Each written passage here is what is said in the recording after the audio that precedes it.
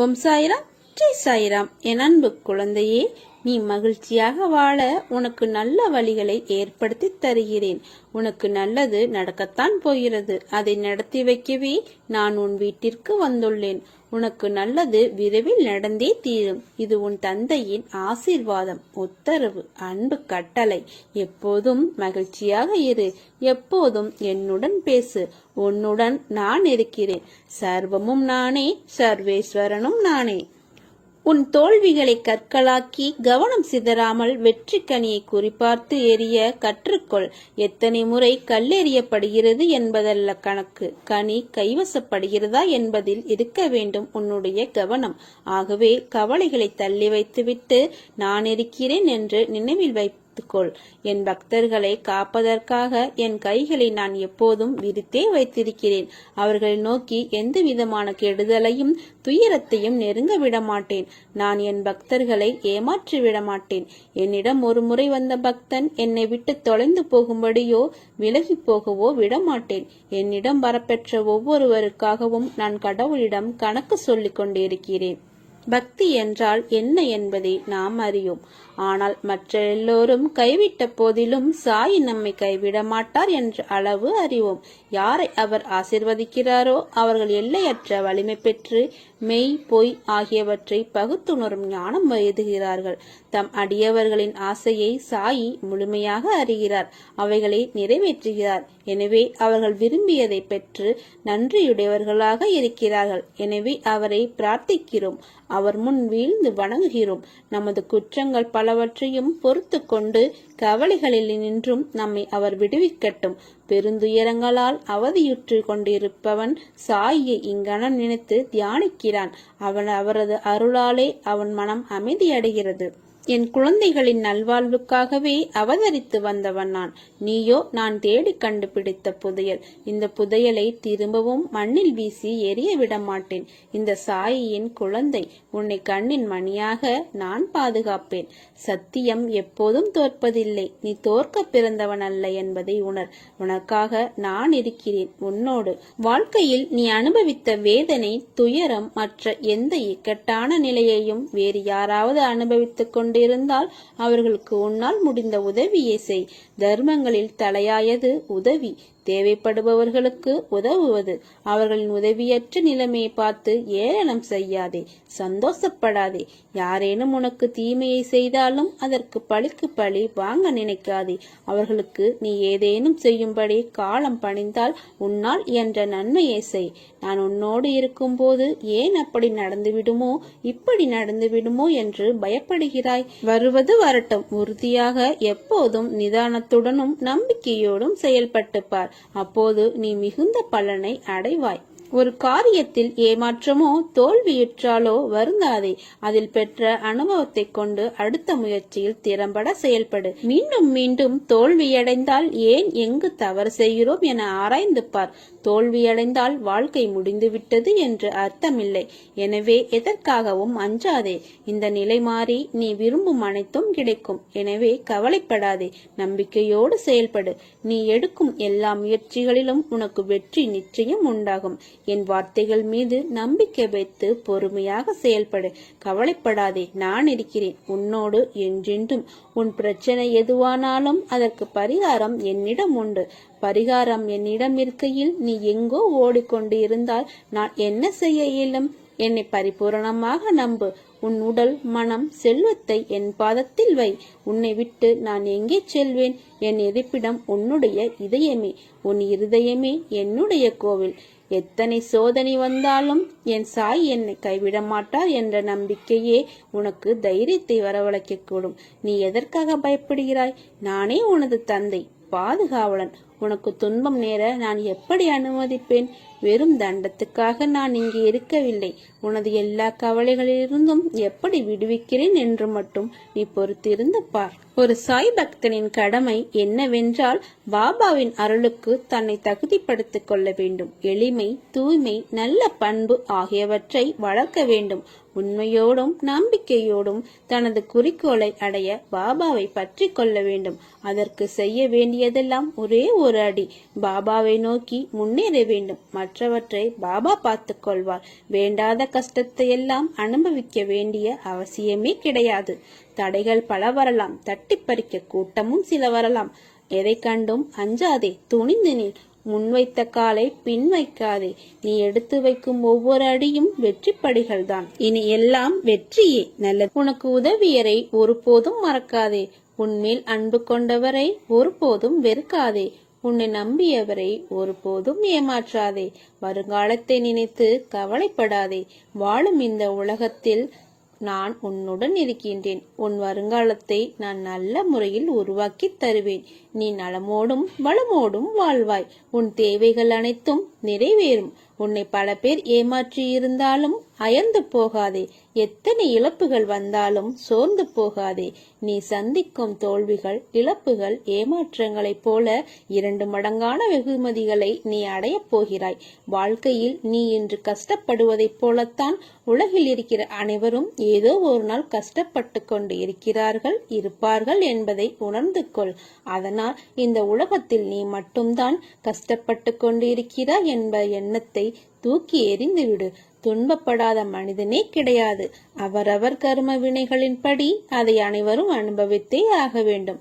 தவறு இழைத்தவர்கள் எவராயினும் தண்டனை உண்டு என்பது தெளிவாக தெரிந்து கொள். உனக்கு நிச்சயம் வெகுமதிகளை அள்ளித் தருவேன். இமை பொழுதும் உன்னை விட்டு நான் விலக மாட்டேன். உனக்கு நிச்சயம் தருவேன். இனிமேல் நீ நினைத்ததெல்லாம் நடக்கும், தொட்டது எல்லாம் துவங்கும். நான் உன்னை கைப்பிடித்து நடந்து கொண்டிருக்கிறேன். உனக்கு வாழ்க்கை புதிதாக ஆரம்பிக்கும் நல்ல வசந்த காலம் உனக்காக காத்திருக்கிறது. நீ விரும்பிய அனைத்து வளங்களும் உன்னை வந்து சேரப்போகிறது. என் ஆசீர்வாதங்கள் என்றும் உனக்கு துணை நிற்கும். உங்கள் வருகைக்காக நான் காத்திருக்கிறேன். நாளை ஏதாவது ஒரு ரூபத்தில் நான் உனக்கு காட்சியளிப்பேன். உனக்காக நான் சீரடியிலிருந்து நேரடியாக வருவேன். என்னை நீ கண்டுபிடிப்பாயா? பார்ப்போம். உன்னை என் பாதையில் இழுத்தது நானே. பிறகு ஏன் உனக்கு இந்த அழுகையும் கலக்கமும்? என் பாதையில் நீ பயணிக்க வேண்டும் என்று தருவாயிலேயே உனக்கான சோதனை காலம் ஆரம்பித்து விட்டது. இதில் ஒவ்வொரு கணமும் உன் நம்பிக்கை, பொறுமை, நிதானம், அன்பு, பக்தி இவை அனைத்தையும் நான் சோதிப்பேன். அது உனக்கு கஷ்டத்தை தர அல்ல, வாழ்க்கையின் பக்குவத்தையும் ஆன்மீகத்தின் மகத்துவத்தையும் முழுமையாக நீ அறிய வேண்டும் என்பதற்காக. நீ பயணிக்கும் வழியில் என் துணை நிச்சயம் இருக்கும். ஆனால் வழியில் முட்களும் இருக்கும். நீ என்னத்தான் கவனமாக பார்த்து பார்த்து நடந்தாலும் சில முட்கள் உன்னை காயப்படுத்தும். காயம் வலியை உண்டாக்கும். ஆனால் அந்த வலியை நீ தூக்கி எறிந்து தொடர்ந்து நடை போட்டு பயணித்தால் இறுதியில் உன் கால்கள் மலர்கள் நிறைந்த செம்மையான பாதையில் பயணிக்கும். யார் இருந்தாலும் இல்லாமல் போனாலும் என்றும் உன்னுடன் உன் சாயப்பா நான் துணையாக இருப்பேன். என் அன்பும் அருளும் ஆசியும் எப்போதும் உனக்கு உண்டு. நான் உன்னுடன் இருக்கும் ஒவ்வொரு நொடியும் உனக்கு எந்த பயமும் தேவையில்லை. உனக்கான நேரம் வந்தவுடன் நீ என்னிடம் கேட்டது நிச்சயமாக நடக்கும். அதில் எந்த மாறுதலும் இல்லை. அதை முதலில் நீ நம்பு. என் வார்த்தை மேல் நீ நம்பிக்கை வை. அனைத்தும் உனக்கு வெற்றியே. உன்னை நீயே தாழ்த்திக் கொள்ளாதே. உனக்கான காலத்தையும் நேரத்தையும் நான் உருவாக்கிவிட்டேன். நான் உங்களை மட்டும் எப்போதும் நேசிப்பவன். எனவே உங்கள் பிரச்சனை பற்றி கவலைப்பட வேண்டாம். நான் பார்த்துக் கொள்கிறேன். நீ நீண்ட காலமாக உன்னை வாட்டி வதைக்கும் வலிகளில் இருந்தும் நோய்களில் இருந்தும் விரைவில் நிவாரணம் பெறப்போகிறாய். இவை அனைத்திலும் இருந்தும் உன்னை விரைவில் விடுவிப்பேன். உனது தேவையை பூர்த்தி செய்ய போகிறேன். எந்த சூழ்நிலையிலும் நீ இழந்து போனதையும் தொலைத்து விட்டதையும் எண்ணி கவலைப்படாதே. சுமைகளை கண்டு பயந்து விடாதே. நான் உன்னுடன் இருக்கும்போது கவலை எதற்கு? எல்லாம் ஒரு நாள் மாறும். நான் இருக்க பயமேன்? உன் எண்ணங்கள் வண்ணங்கள் ஆகும். வாழ்க்கை வளமாகும். நினைத்த இலக்கை நோக்கி நிற்காமல் நகர்ந்து செல். இலக்கும் வசமாகும். நான் இருக்கிறேன் உன்னோடு என்பதை நினைவில் கொள். உங்களின் பாதுகாப்பு என்பது என்னுடைய திருநாமமே. எப்போதும் உங்களின் நாவிலும் மனதிலும் இருக்குமானால் அவன் எந்த நிலையிலும் காப்பாற்றப்படுவான். நம்புங்கள், நல்லதே நடக்கும். மரங்களில் பழங்கள் இருந்தால்தான் பறவைகள் தேடி வரும். அதுபோலத்தான் உன்னில் நல்ல சிந்தனை இருந்தால்தான் உனக்கு என் அருள் விரைவில் கிடைக்கும். நீ என் முன்னால் மண்டியிட்டு அழும்போது என் மனது எவ்வளவு துடிக்கிறது தெரியுமா? உன் கர்ம வினையை நான் வாங்கிக் கொண்டு உனக்கு சிறிதளவை தான் தருகிறேன். இனி என் குழந்தை கண்ணீர் சிந்தக்கூடாது. உன் கர்ம வினையை தகர்த்து உன் வாழ்வில் நீ நல்ல நிலைக்கு வருவாய். இது என்னுடைய வாக்கு. அதுவரை நம்பிக்கையுடன் பொறுமையாக காத்திரு. பயப்படாதே, நான் உன்னோடு இருக்கிறேன். எப்போது எங்கே என்னை நீ நினைத்தாலும் நான் உன்னோடு இருப்பேன். பயப்படாமல் இரு. இதை நன்றாக உன் மனதில் மனப்பாடம் செய்து கொள். நம்பிக்கை, பொறுமையோடு இருங்கள். பொறுமை என்பது காத்திருக்கும் திறன் அல்ல, ஆனால் காத்திருக்கும் போது அது ஒரு நல்ல அணுகுமுறையை வைத்திருக்கும் திறன். உனக்கு எந்த கெடுதல் வராமல் இருக்க தான் சீரடியிலிருந்து பார்த்து பார்த்து செய்து கொண்டிருக்கிறேன். ஊரும் பெயரும் இல்லாத சாயி அளவு கடந்த மகிமை வாய்ந்தவர். கடைக்கண் பார்வையால் ஆண்டியையும் அரசனாக்க வல்லவர். தனது பக்தனின் எல்லா காரியங்களையும் முன்னின்று நடத்துபவர் அவரே. அதே சமயம் எந்த விஷயத்திலும் சம்பந்தப்படாதவர் போல் தோன்றுகிறார். அவர் எவர்களுக்கெல்லாம் கிருபை செய்ய விரும்புகிறாரோ அவர்களிடமெல்லாம் பலவிதமான மாறு வேஷங்களில் தோன்றுகிறார். கணக்கற்ற அற்புதங்களை திட்டமிட்டு நிறைவேற்றுகிறார். அவரை தியானத்தாலும் பிரேமை பொங்கும் பஜனையாலும் அணுக முயல்பவர்களுடைய தேவைகள் அனைத்தையும் நிறைவேற்றி அவர்களை பாதுகாக்கிறார். நீ என்னை சார்ந்தவன், என்னை மட்டுமே சார்ந்தவன். ஒவ்வொரு அடியிலும் நான் உன்னை கவனித்துக் கொள்ள வேண்டியிருக்கிறது. உனக்கு என்ன நேரும் என்பதை நான் மட்டுமே அறிவேன். உன்னை கரையேற்றும் பொறுப்பை நான் தான் வகிக்க வேண்டும். என்னை விட்டால் உனக்கு யார் இருக்கிறார்? நிராகரிப்புகளைக் கண்டு நெஞ்சு உடையாதே. உன்னை யாராவது தூக்கி எறிகிறார்கள் என்றால் இறைவன் உன்னை மேலே தூக்கி விடுகிறான் என்று அர்த்தம்.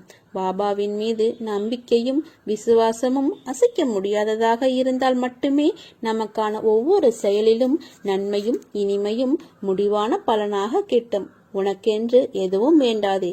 உனக்கு என்ன தேவை என்று நான் அறிவேன். எப்பொழுது தேவை என்றும் நான் அறிவேன். உன்னை யார் திட்டினாலும் அவமானப்படுத்தினாலும் அது உன் கர்மாவை வேக வேகமாக கரைப்பதற்கே என்பதை புரிந்து கொள். தோல்வி உன்னை துரத்துகிறது என்றால் வெற்றியை நீ நெருங்கிவிட்டாய் என்று அர்த்தம். கவலை கொள்ளாதே, இதுவும் கடந்து போகும். தேவையில்லாமல் வருத்தி கொள்ளாதே. நீ உன் வாழ்க்கையில் தத்தளித்துக் கொண்டிருக்கிறாய் என்பதை நான் அறிவேன். உன்னை எனது கரம் கொண்டு இறுக பிடித்து காப்பாற்றிக் கொண்டிருக்கிறேன். இன்னும் சில நாட்களில் அனைத்தும் மாறும். உன்னை என் உயிராய் நான் காப்பேன். உன் எல்லா பிரச்சனைகளையும் வழிகளையும் என் காலடியில் விட்டுவிடு.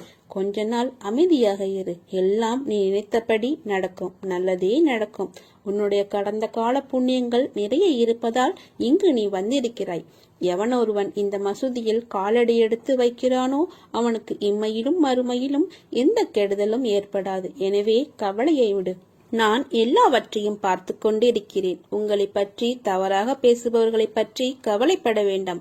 உங்கள் மதிப்பு அவர்களுக்கு தெரியாது. அவர்களுக்கு நல்ல பாடம் புகட்டுவேன். உங்களை நீங்களே வருத்தி கொள்ளாதீர்கள். உனக்காக நான் எப்போதும் வாழ்கிறேன். நல்ல எண்ணத்தோடு நன்மைகள் செய்தாலும் உன்னை சுயநலவாதி, சந்தர்ப்பவாதி என்று கூறுகிறார்கள். ஆனால் உன்னை சுற்றி உள்ளவர்கள்தான் சுயநலத்திற்காக உன்னிடம் பழகுகிறார்கள். தவறு செய்பவர்கள் அவர்கள். ஆனால் கெட்ட பெயரோ உனக்கு வந்து சேர்கிறது. அதை நினைத்து நீ வருந்துகிறாய். வருந்தாதே. சுயநலம் கொண்டவர்கள் என்று யாரையும் குறிப்பிட்டு கூற முடியாது. ஏனென்றால் இன்று நன்மையாக தெரியும் செயல்கள் நாளை தவறாக தெரியும். அதற்காக அவர்களின் செயல்களையும் நம்பிக்கை துரோகத்தையும் சரி என்று நான் கூறவில்லை. இங்கு வாழும் எல்லோருக்கும் ஏதாவது ஒரு எதிர்பார்ப்பு இருக்கிறது. அதை நினைத்து செயல்களை செய்வதால் அச்செயல்கள் மன உளைச்சலையும் வருத்தத்தையும் தருகிறது. சுயநலவாதிகளாக இருப்பவர்களை விட யாருக்கும் நல்லது நடக்கக்கூடாது என்று நினைத்து செயல்படுபவர்களே மிகவும் மோசமானவர்கள். இவ்வுலகில் வாழ்பவர்களுடைய உயர்வு, மேன்மை, வீழ்ச்சி, மாட்சி எல்லாம் அவர்கள் பேசும் வார்த்தைகளிலும் அவர்கள் செய்யும் செயல்களிலும் தான் குடியிருக்கின்றது. அதை வைத்துத்தான் நீ அவர்களிடம் நட்பு கொள்வதா வேண்டாமா என்று முடிவெடுக்க வேண்டும். உனக்கு நம்பிக்கை துரோகம் இழைத்தவர்களை பற்றி நீ கவலைப்படாதே. இவ்வுலகில் நேர்மையாக உண்மையாக வாழ்பவர்களுக்கு தீங்கு விளைவிக்கும் வகையில் செயல் புரிபவர்களுக்கான வினை பெரியது. தாமதமாயினும் அதற்கான பலனை நிச்சயம் அவர்கள் அனுபவிப்பார்கள். இது உனக்கும் பொருந்தும். எனவே எதையும் பேசுவதற்கு முன்பு பலமுறை யோசித்து பேசு. செயல்படு. எதை கொட்டினாலும் அள்ளிவிடலாம், வார்த்தையை கொட்டினால் அள்ள முடியாது, அதை திரும்ப பெறவும் முடியாது. என் வார்த்தைகள் மீது நம்பிக்கை வைத்து செயல்படு.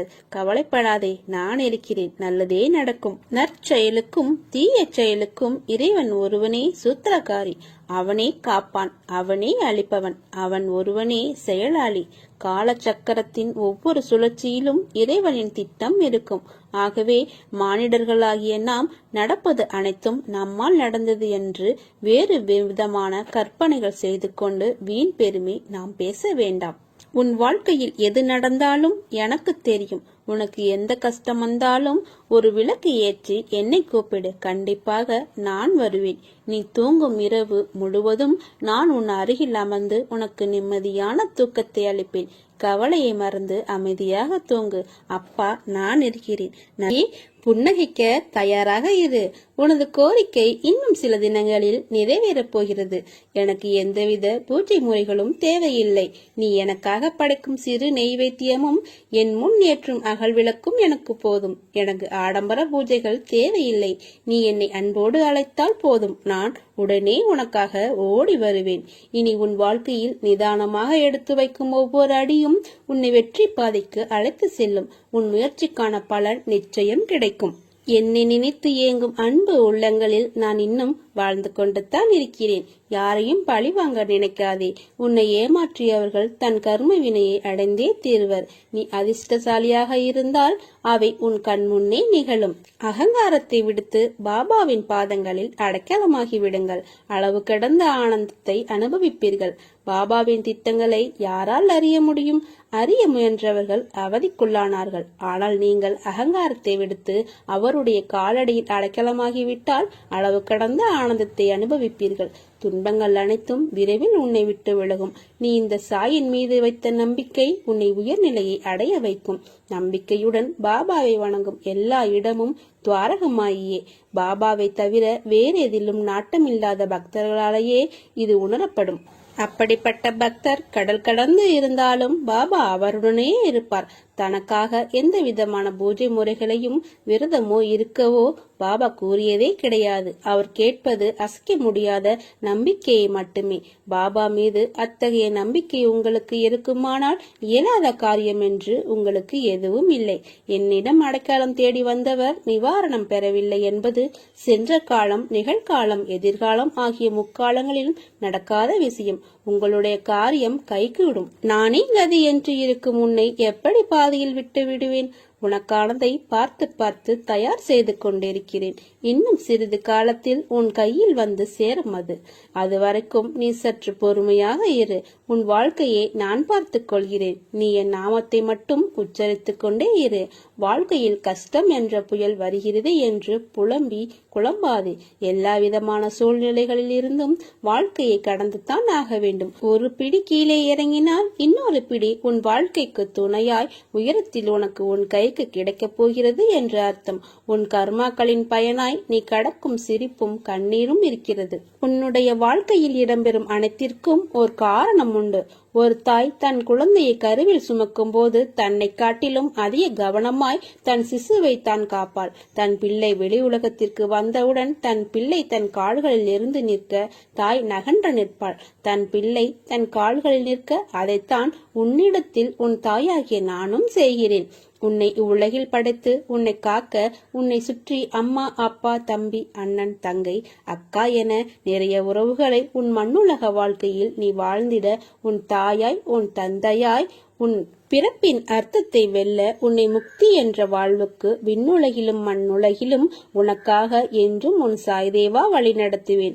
நீ ஒரு வைரக்கல். உன்னை வடிவம் கொண்டு வந்து வெளிச்சத்தின் பேரொளியை போல் வீசவே நான் உனக்கு இவற்றையெல்லாம் நிகழ்த்துகிறேன். நீ இந்த துவாரகமாய தாய் தேக்கத்திலும் குருதியிலும் தேர்ந்து பிறந்த என் உயிரே நீ. நீ என்னுடைய அன்பான பிள்ளை. உன் சாயப்பாவின் வார்த்தை உனக்கான இரத்த ஓட்டத்தை போல் இனிமேல் என் நாவில் தோன்றும் சொற்களின் பேரருளை நீ பெறுவாய். அதனால் நீ எதற்கும் பயப்படாதே, கலங்காதே. உன்னில் நிச்சயம் வெற்றி என்ற தீபத்தை நான் ஏற்றுவேன். நீ உன்னில் பார்க்கும் அனைத்துமாய் அகிலத்தின் ரூபமாய் நான் உனக்கு துணை இருப்பேன். நீ இழந்து போனதையும் தொலைத்து விட்டதையும் நான் அறிந்திருக்கிறேன். என் கண்கள் காணாமல் எதுவும் நடக்க முடியுமா? இருந்தும் நான் மௌனமாக இருப்பதற்கு காரணம் அவை உனக்கு நன்மை விளைவிக்கும். பிற்காலத்தில் பெரும் பலனோடும் வட்டியோடும் ஆசீர்வாதத்தோடும் மீண்டும் உன்னிடமே வந்து சேரும் என்பதை தீர்க்கமாக அறிந்திருப்பதால் தான். சிறகு விரித்தால் வானம் வசமாகும், செயல்படத் தொடங்கினால் வாழ்க்கையும் வசமாகும். நீ இரவில் தூங்க போகும் முன் உன் நெற்றியில் என் உதியை இட்டுக்கொள். என் நாமத்தை சொல்லிக்கொண்டே தூங்கு. உனக்கு நல்ல கனவுகள் வரும். அதில் நானே உனக்கு தோன்றுவேன். உனக்கான வழியையும் கூறுவேன். நான் உன்னுடன் இருக்கும் ஒவ்வொரு நொடியும் உனக்கு எந்த பயமும் தேவையில்லை. உனக்கான நேரம் வந்தவுடன் நீ என்னிடம் கேட்டது நிச்சயமாக நடக்கும். அதில் எந்தவித மாறுதலும் இல்லை. அதை முதலில் நீ நம்பு. என் வார்த்தை மேல் நீ நம்பிக்கை வை. அனைத்தும் உனக்கு வெற்றி மட்டுமே கிடைக்கும். வெற்றி மிக அருகில் உள்ளது என்பதை அறியாமல் முயற்சியை கைவிடுவதே வாழ்வில் பல தோல்விகளுக்கு காரணம். நீ ஒவ்வொரு செயல் செய்யும் போதும் இது நடக்குமா என நம்பிக்கை இழக்காதே. உன்னுள் இருப்பது நான் அல்லவா? நான் நடத்துவேன். நம்பிக்கையோடு செயல்படு. உன் சாயி நான் இருக்கிறேன். நான் உங்கள் வாழ்க்கை கதையை எழுதும் போது மற்றவர்களை பற்றி ஏன் பயப்படுகிறாய்? அவர்களால் உங்களுக்கு எதுவும் செய்ய முடியாது. நான் இருக்கிறேன். நல்லதே நடக்கும்.